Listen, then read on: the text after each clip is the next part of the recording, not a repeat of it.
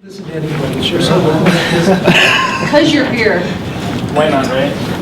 So let me introduce myself. I'm Scott Perks. I am the new manager of planning and transportation for the CVMA, the Canyons Village Management Association. We're in favor of this. We believe that it's a good way to mitigate trips.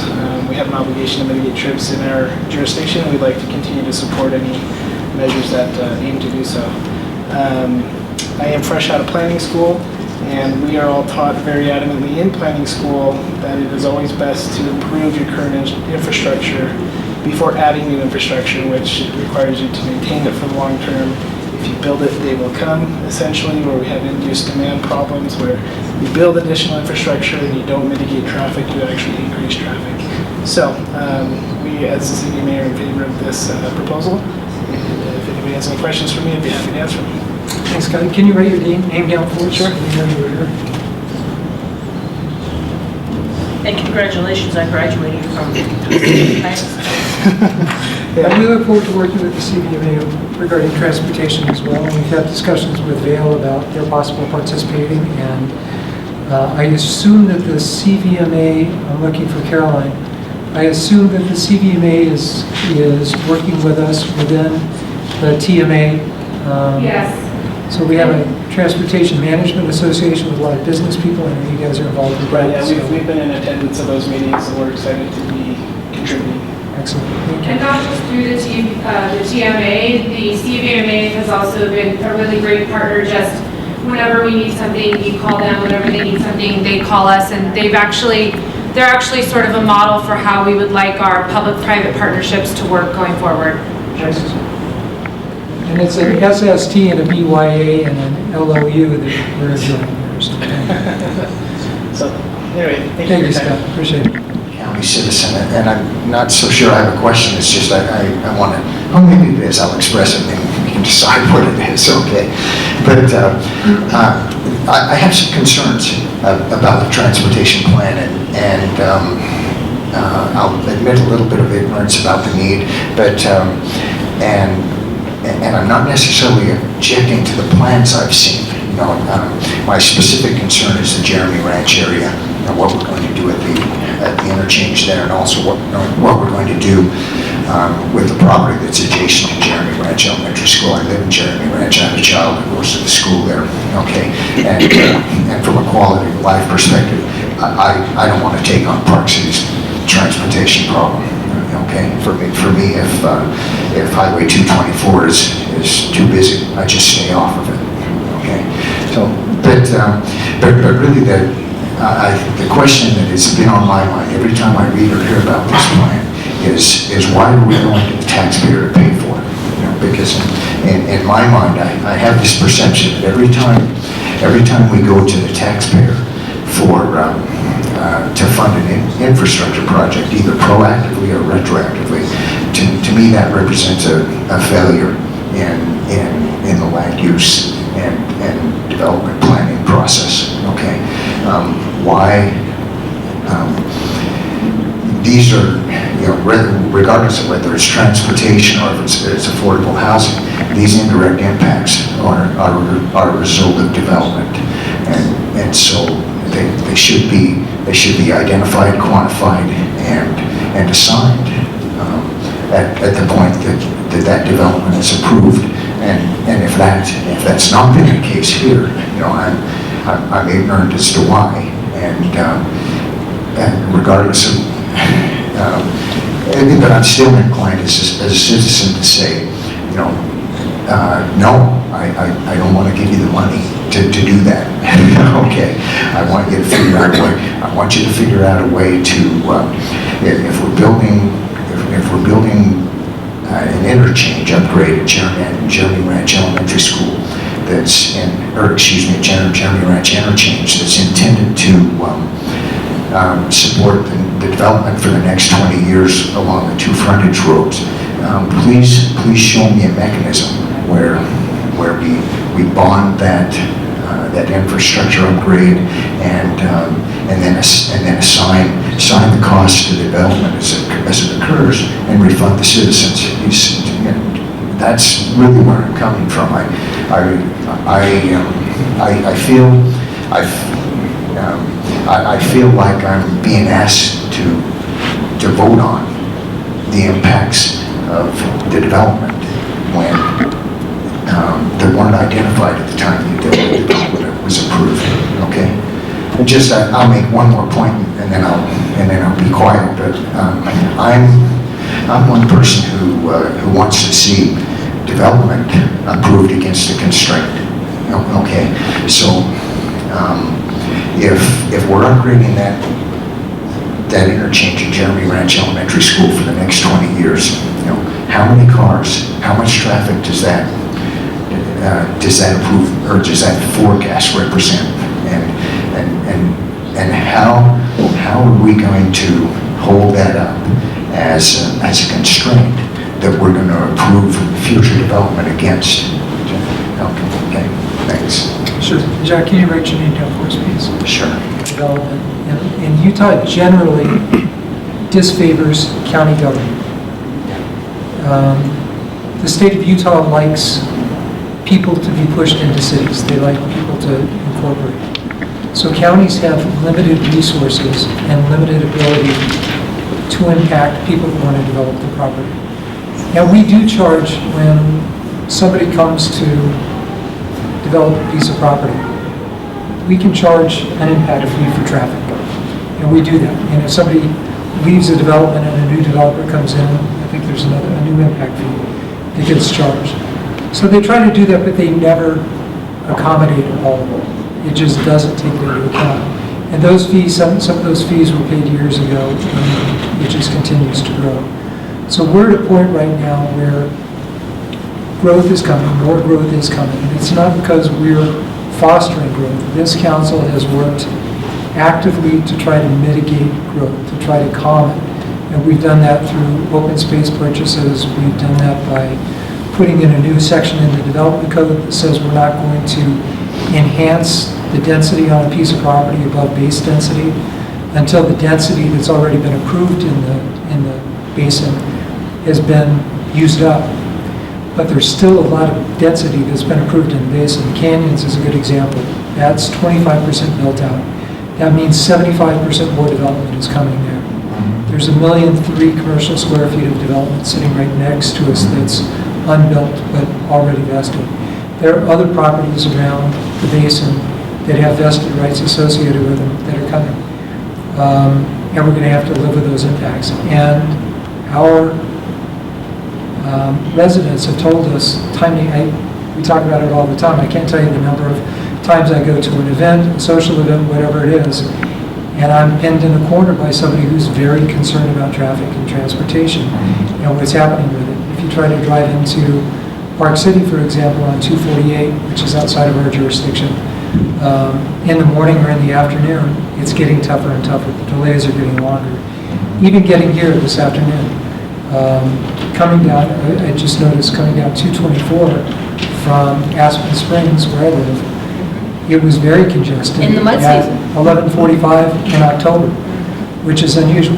We're heading down into more congestion, and it's just where we've grown. The Olympics has a lot to do with it. We can expand our highways. If we do, it's going to invite more cars.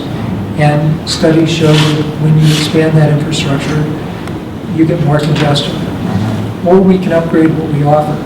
And in order to do that, if we're going to ask people to get out of their cars, we have to understand what they're using their cars for. We know that there are 35 to 40,000 people driving through the basin every day for work purposes. Those are people that live outside the basin driving into work, people living in the basin driving out to work, and 10,000 people alone driving the basin live here to work. We've got to give them alternatives if we're going to get them out of their cars. And we've got to do that with better development practices, which we just had a discussion with the Planning Commission to do. And we've got to give them more efficient bus service. We know that complaints that I get all the time, 40 minutes to get from Keppel Junction to Park City.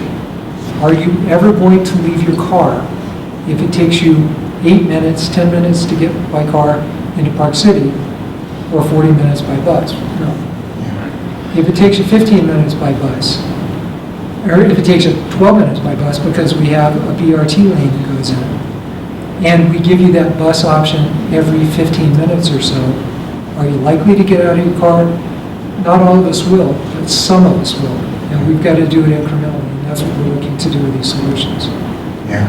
And, you know, the plan sounds good, Roger, does it? But as you said, You want somebody else to pay for it. Well, You want yeah, the people well- that are generating the impacts. exactly, as you're talking, I'm wondering, why is that you all's problem to solve instead of the companies that those people work for? So when we sat down to, it's a great question. So when we sat down to try and figure out these issues, the first was, let's understand why people use cars. Let's get into the psychology of car use.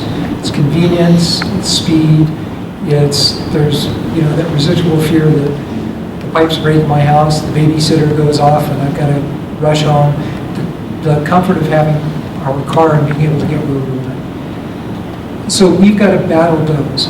So Claudia and I actually sat down with staff and worked very hard to try and identify the mechanisms that we thought would, on a piece-by-piece basis, on a cost basis, take the most cars off the road if we could implement it. Literally went through many different iterations until we identified and worked out, and then the council approved that.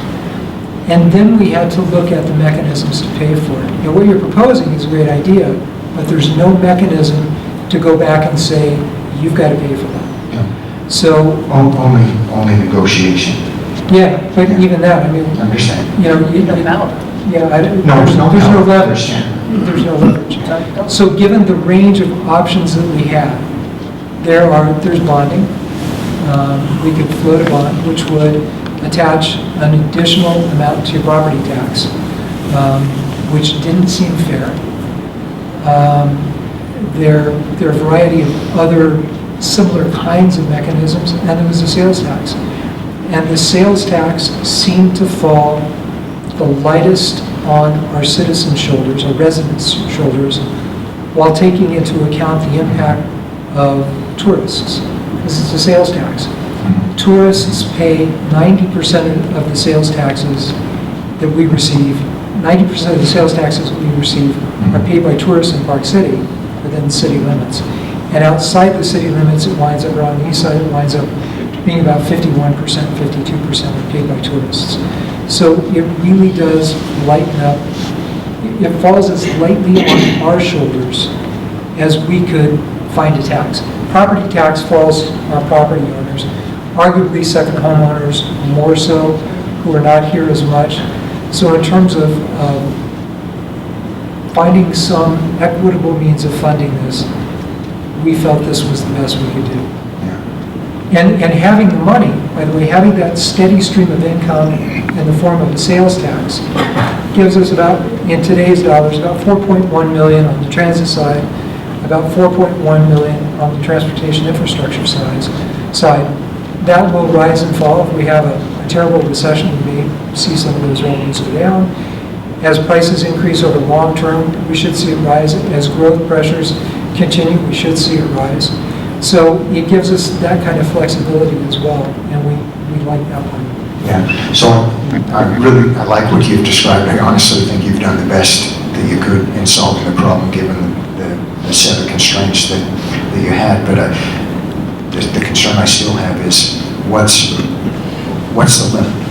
If we're designing our basin infrastructure for an influx of 30,000 people a day, is that what we're going to control development to going forward? So we're just going to be we're just going to be back here in some period of years doing the same thing again. Well, that may be true, but maybe not. So think of this, because the other advantage to this particular structure that we've come up with is it gives us a steady stream of income. And it allows us to use our own money rather than having, every time we want to do a project, we have to go to UDOT, we have to go to the FTA. I mean, we've got we were just talking, it's not on the transportation side, I don't think, but we're trying to put in a new sewer system in Silver Creek. And we're trying to find a way to fund it, and we're looking to the state to give us a grant for that.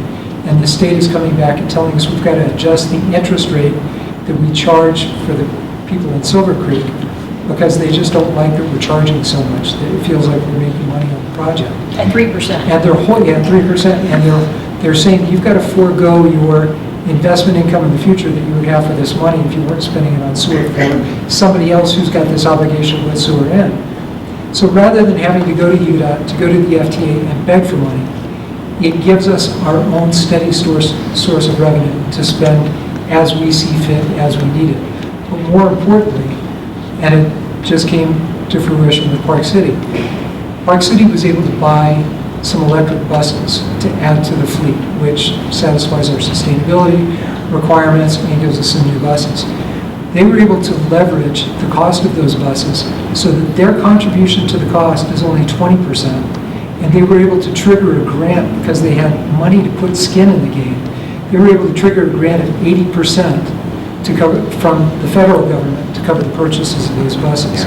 So once we have our own revenue at the ready, we can do the same thing. There are a lot of grants out there, but those funders want to know that you've got skin in the game, that you're going to put some money into it. So that 4.1 million actually gives us a far greater purchasing power.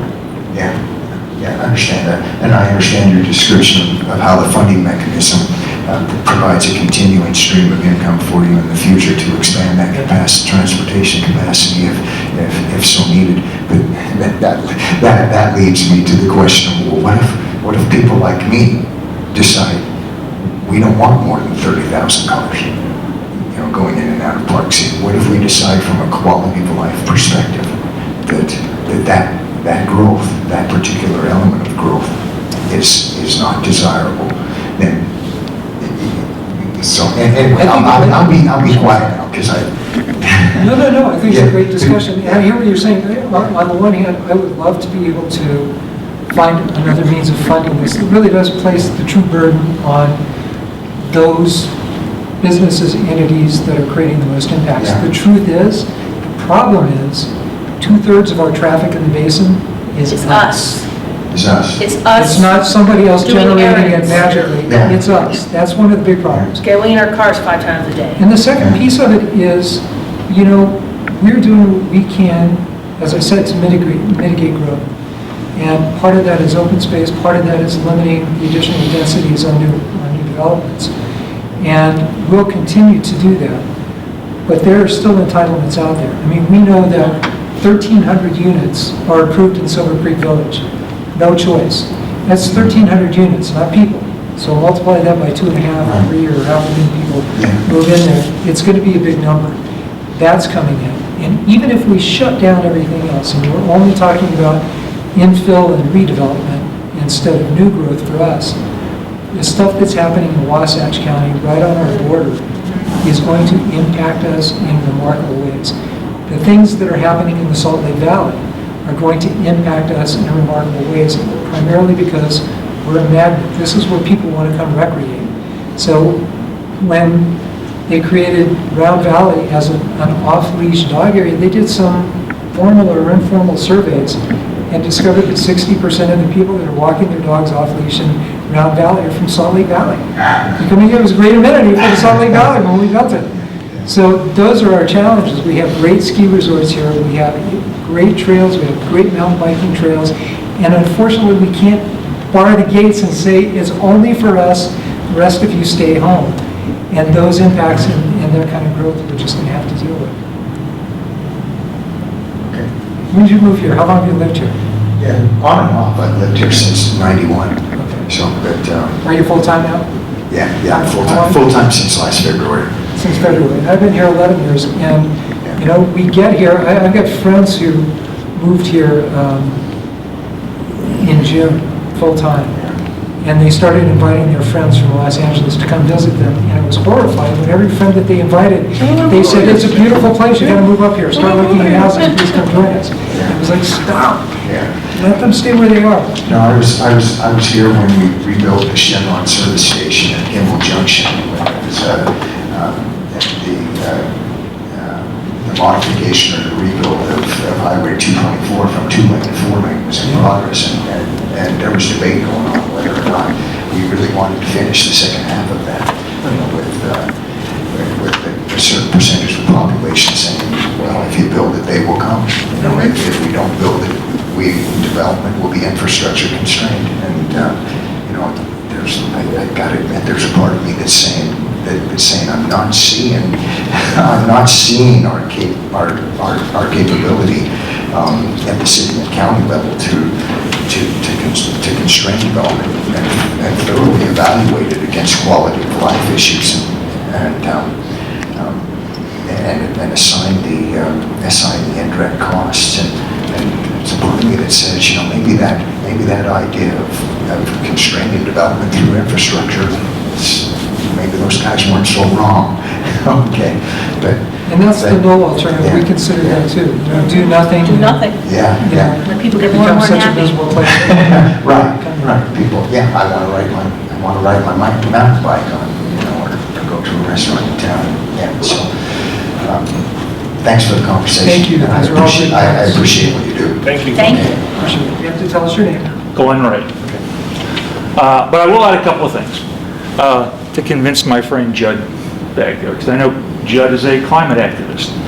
And one of the things this project the taxes will do, it will get more and more of these, the 6 new electric buses that Park City is buying. I think we can eventually convert our entire fleet that way. We will eventually power them with solar panels. And Judd is the ultimate climate activist. I know he will like that idea. If we don't get people out of their cars, we're never going to go that way. And to answer the question about stopping people to come here, people, like you said, Roger, people come here because it's a great place to be. There is one way to stop that from happening. If we get so congested and polluted from cars being stuck on Route 224 and 248 that no one wants to come here anymore. And this is the first installment on how we're going to, I think, solve that issue in the long term. So I'm for the 2-quarter cents. Thank you. And because she's the second smartest person in the room, next to anybody else, Caroline just handed me, Judd, this is for you, the Jeremy Ecker remote parking, Jeremy interchange, and the Kilby widening will take off 912,000 cars over 10 years, 219,000 metric tons of CO2 not emitted, and there's an $87 million, $88 million social value of that CO2 reduction. The demand management, transportation demand management solutions, bike share, parking, wayfinding, and other incentives, 20 million metric tons of CO2 removed. The 248 HOV safety project, stopping people from idling in their cars while they're driving in, 37 million metric tons. The Jeremy Ecker remote parking number 2, 250 spaces, over 1 million metric tons. And the third phase of that, over 12 million metric tons. So we try, and there's more. It's over 65 million metric tons if all of these initiatives are built out. So you're welcome. Come on.